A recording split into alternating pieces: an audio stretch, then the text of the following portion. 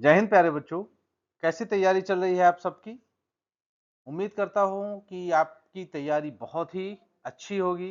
आप एग्जाम में बहुत ही अच्छे नंबर पाएंगे। इसके पहले मैं कुछ इंपॉर्टेंट क्वेश्चन आंसर के वीडियो शेयर कर चुका हूँ कमेंट्स के माध्यम से। कुछ बच्चों ने कहा, कुछ बच्चों ने मैसेज किया कि कुछ इंपॉर्टेंट जो डायग्राम है उसके लिए भी आप एक वीडियो बना दें, तो वो वीडियो मैं आपसे शेयर कर रहा हूँ। ये लास्ट वीडियो है इंपॉर्टेंट क्वेश्चन आंसर सीरीज का। इसके बाद दो वीडियो और आपके लिए है। एक वीडियो कल मॉर्निंग में आपको मिलेगा जिसमें मेरिट होल्डर स्टूडेंट की कॉपी का स्क्रीनशॉट आपसे शेयर करूंगा वीडियो के फॉर्म में, और उसके माध्यम से हम लोग बात करेंगे कि आपको एग्जाम के दौरान कौन कौन सी सावधानियां रखनी है, क्या क्या करना है और क्या क्या नहीं करना है, जिससे कि आपके बहुत अच्छे नंबर आए। क्योंकि लिखने की टेक्निक पर भी आपकी मार्किंग डिपेंड करती है कि आपको कितने अच्छे नंबर मिलेंगे। वो आपके लिखने की शैली और भी बहुत सारी चीजें होती हैं जिसके बारे में हम लोग बाद में बात करेंगे, उस पर डिपेंड करती हैं, तो वो कल बात करेंगे। आज चलिए देखते हैं कुछ इंपॉर्टेंट डायग्राम और कुछ इंपॉर्टेंट क्वेश्चन आंसर जो कि लास्ट चैप्टर से रिलेटेड है। सबसे पहले डायग्राम, मानव नेत्र का नामांकित चित्र। इनके बारे में हालांकि मैं आपसे पहले भी बात कर चुका हूं, जो इंपॉर्टेंट क्वेश्चन आंसर मैंने शेयर किया था तो उसमें मैंने इनके बारे में बताया है, लेकिन ये अलग से वीडियो है जिसमें सिर्फ डायग्राम, इंपॉर्टेंट चित्रों की बात मैं आपसे कर रहा हूं। तो पहला, मानव नेत्र का नामांकित चित्र, प्रैक्टिस कीजिए। दूसरा, प्रकाश का वर्ण विक्षेपण, प्रकाश का 7 रंगों में विभक्त होना, वर्ण विक्षेपण। नीचे की तरफ से स्टार्ट करेंगे, बैगनी नीचे रहेगा, फिर जामुनी, नीला, हरा, पीला, नारंगी और लाल। नेक्स्ट, मानव में लिंग निर्धारण। लिंग निर्धारण करते समय आप ध्यान रखिएगा, ये एक्स वाई, ये नर में रहेंगे और मादा में सिर्फ एक्स। इस एक्स को इस एक्स के साथ मिलाइए तो एक्स एक्स, इस एक्स को इस वाई के साथ मिलाइए तो एक्स वाई, इस तरह से बनाना है। और दूसरा जो आनुवांशिकता से रिलेटेड है, तो ये डायग्राम आपको सबसे ज्यादा टाइम प्रैक्टिस करना चाहिए, क्योंकि इसमें F1 और F2 दोनों जनरेशन है।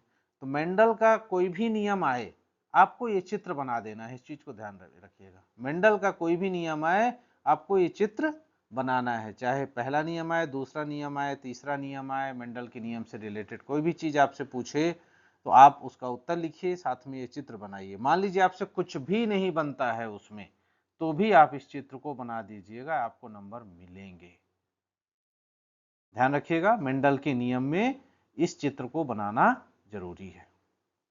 प्रभाविता का नियम ये ऊपर वाला हो गया, बाकी के लिए ये दूसरा है। तो F1 और F2 जनरेशन, ये दोनों का चित्र है। मानव मस्तिष्क 3 भाग, अग्र मस्तिष्क, मध्य मस्तिष्क और पश्चिम मस्तिष्क। इसे बार बार देखिए, कम से कम इतना तो याद हो जाएगा कि इस तरह से बनाना है। ये यहाँ पर ये पश्चिम मस्तिष्क है, सबसे पीछे वाला पश्चिम मस्तिष्क के बीच में नाम ही है मध्य, तो मध्य मस्तिष्क। इसको ऐसे थोड़ा सा देखते रहिएगा, जिससे इसकी इमेज आपके मस्तिष्क में बन जाए। मस्तिष्क में मस्तिष्क की इमेज बनाना है आपको। क्लियर? आगे चले। मिसेल का निर्माण, साबुन और अपमार्जक आएगा, तो ये मिसेल भी इंपॉर्टेंट है। मिसेल में क्या होगा, बीच में ये तेल की बूंद या गंदगी है, और ये साबुन की संरचना है। साबुन की संरचना में ये जो ये दिख रहा है आपको जिगजैग, ये है हाइड्रोकार्बन, और ये जो है ये आयनिक भाग है।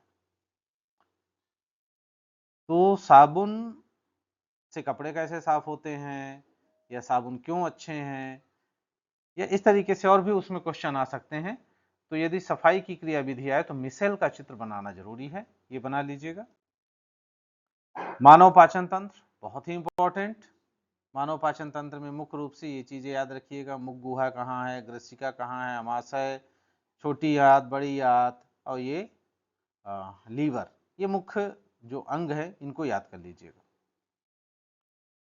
श्वसन तंत्र, श्वसन तंत्र में भी ये इस तरह से यहाँ से ऐसे बनाइए, यहाँ से 2 भागों में बांट दीजिए और 2 फेफड़े बना दीजिएगा, और इनके नाम लिख दीजिए।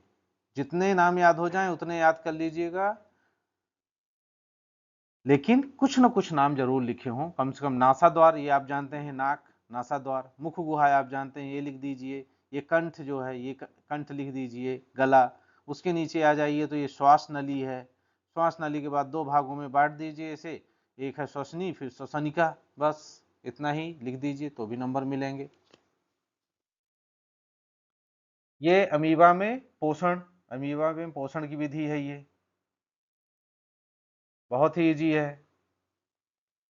ये है नेफ्रॉन का चित्र, तो नेफ्रॉन का चित्र भी तैयार करना है आपको। पुष्प का अनुदैर्ध्य काट, ये चित्र। अमीबा में द्विखंडन, दो भागों में विभाजित हो जाता है, ये अमीबा में द्विखंडन। प्लाज्मोडियम में बहुखंडन, ये प्लाज्मोडियम में। ये चित्र आप बार बार देखिए तो आपसे बन जाएगा। प्लेनेरिया में पुनरुद्भवन, हाइड्रा में मुकुलन, ये मुकुल बना यहाँ पर, ये धीरे धीरे बड़ा हुआ। इलेक्ट्रॉन स्थानांतरण के द्वारा मैग्नीशियम क्लोराइड का बनना, ये भी इंपॉर्टेंट है। सोडियम क्लोराइड का बनना, बस कुछ नहीं, इलेक्ट्रॉनों का ट्रांसफर करना है, इलेक्ट्रॉन को एक जगह से दूसरी जगह ले जाना है। सोडियम के बाह्यतम कोश में 1 इलेक्ट्रॉन है, क्लोरीन के बाह्यतम कोश में यहाँ पर 7 इलेक्ट्रॉन है। इसको 1 चाहिए, ये 1 दे देगा तो ये वाला इलेक्ट्रॉन यहाँ ट्रांसफर हो गया, बस इसको ऐसे बना देना है। इलेक्ट्रॉन बिंदु संरचना, एथीन और कार्बन डाइऑक्साइड, ये दोनों भी इंपॉर्टेंट है। चलिए अब लास्ट चैप्टर के जो इंपॉर्टेंट क्वेश्चन हैं उसको देख लेते हैं। लास्ट चैप्टर में मुख्य रूप से क्वेश्चन जो है वो क्या है, पारितंत्र है। पारितंत्र यानी पारिस्थितिक तंत्र। पारिस्थितिक तंत्र में क्या है, किसी क्षेत्र के सभी जैव एवं अजैव घटक मिलकर क्या बनाते हैं, पारितंत्र। मतलब सिर्फ यहाँ आपको दो चीजें याद कर लेना है, जैव घटक और अजैव घटक। जैव घटक मतलब जीवित घटक जिनमें जीवन पाया जाता है, अजैव घटक मतलब जिनमें जीवन नहीं पाया जाता है। जैव घटक के 3 प्रकार, उत्पादक, उपभोक्ता एवं अपघटक। अजैव घटक में कार्बोहाइड्रेट, वसा, प्रोटीन, भौतिक वातावरण जैसे सूर्य का प्रकाश, जल, मिट्टी, वायु, ये सब आ जाएंगे अजैव घटक में। खाद्य श्रृंखला क्या है? खाद्य श्रृंखला का मतलब है विभिन्न जैविक स्तरों पर एक दूसरे का आहार करने वाली जीवों की श्रृंखला।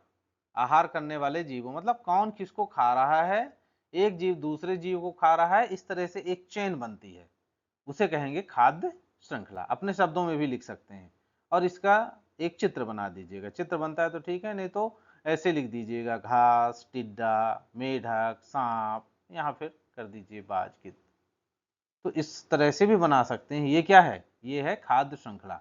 खाद्य श्रृंखला का मतलब समझ लीजिए एक जीव दूसरे जीव को खा रहा है, तो कौन किसको खा रहा है आपको यही लिख देना है, ये है खाद्य श्रृंखला। अब खाद्य जाल, तो विभिन्न जो खाद्य श्रृंखलाएं हैं आपस में मिलती हैं और खाद्य जाल का निर्माण करती हैं।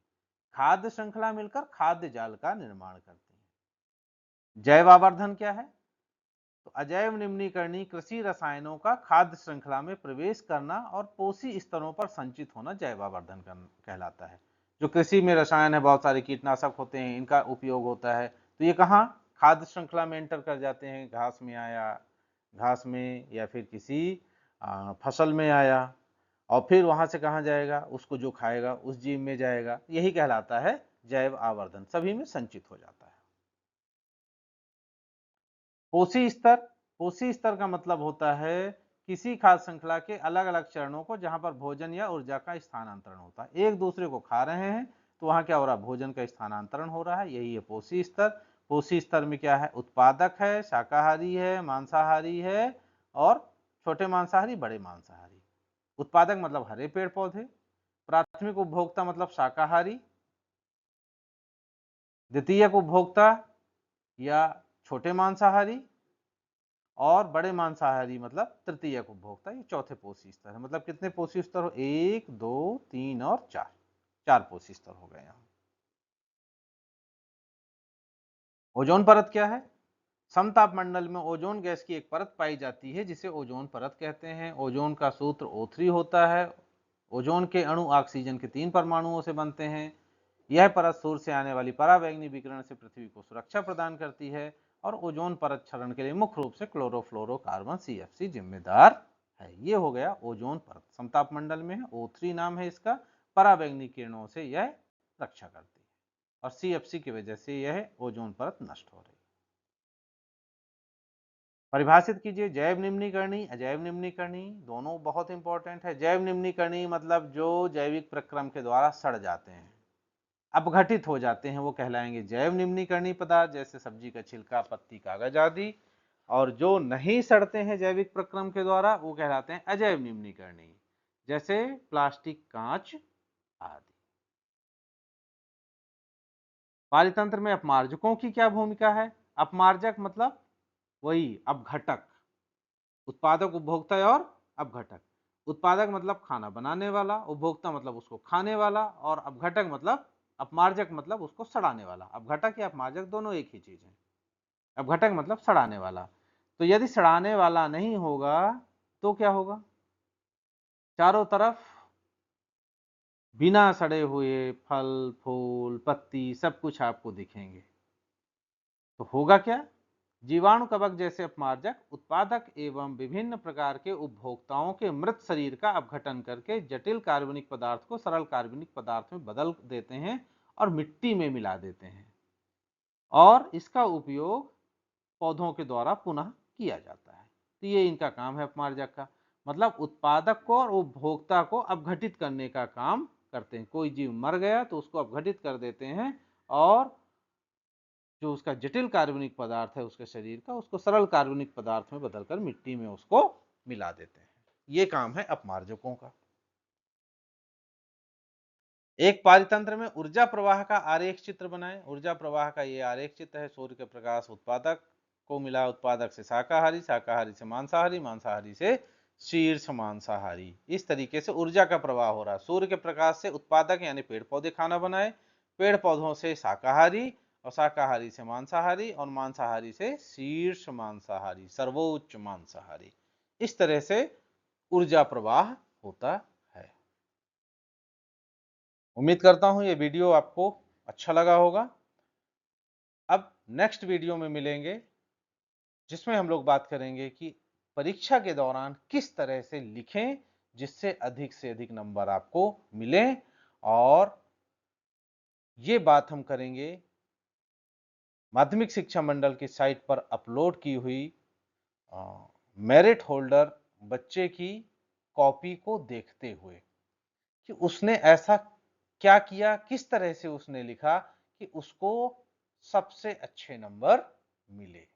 आपको भी मिल सकते हैं, बस आपको वो वीडियो देख के समझना होगा, सीखना होगा, और जो कुछ गलतियां हम लोग सामान्य तौर पर करते हैं उन गलतियों से बचना होगा। निश्चित ही आपको बहुत अच्छे नंबर मिलेंगे।